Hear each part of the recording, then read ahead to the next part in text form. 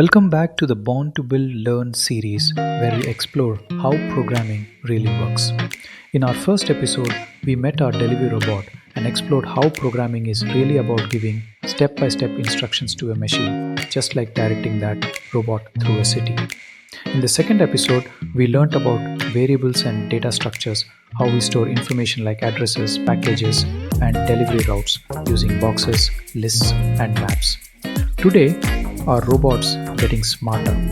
It's not just storing data, it's learning to make decisions, take detours, and repeat tasks automatically. Let's see how that works.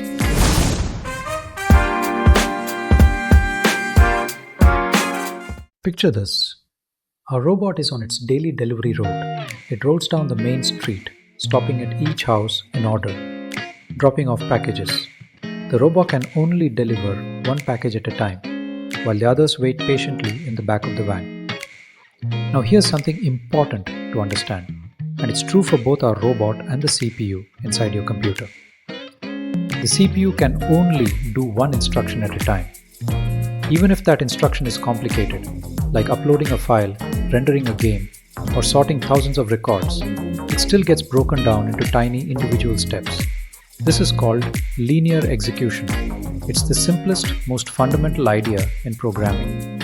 Instructions are followed in order, one after the other, with no skipping or multitasking, unless we explicitly program that behavior. Understanding this is key, because once you know how one instruction flows into the next, you'll start seeing the bigger picture, how programs really work under the hood.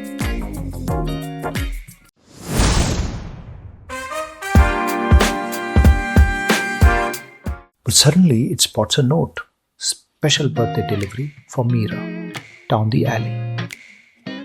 The robot checks if it is Meera's birthday, takes the side street and delivers a special package. That's a decision. This is what programmers call conditional logic.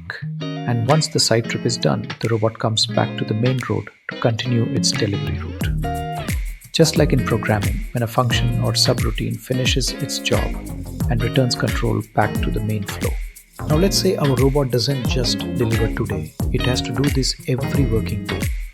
Instead of rewriting the same steps again and again, we tell it, for day in Monday, Tuesday, Wednesday and so on, run daily delivery. That's a for loop. A loop is how we tell the robot, repeat this task but do it cleanly. No copying and pasting needed. But what if we don't know how many times something needs to repeat? Suppose the robot works on solar power. We want it to keep delivering until the battery is low, while battery level is greater than 20%. Continue deliveries. This is a while loop. It keeps going until a condition becomes false. What if the robot notices a fire at one of the homes? It shouldn't continue like normal. So we tell it, if fire is detected in a house, break, stop deliveries immediately. If house is vacant, continue, skip and move on. These commands, break, continue, return, let our robot be flexible. They add intelligence to its flow. So let's tie it all together.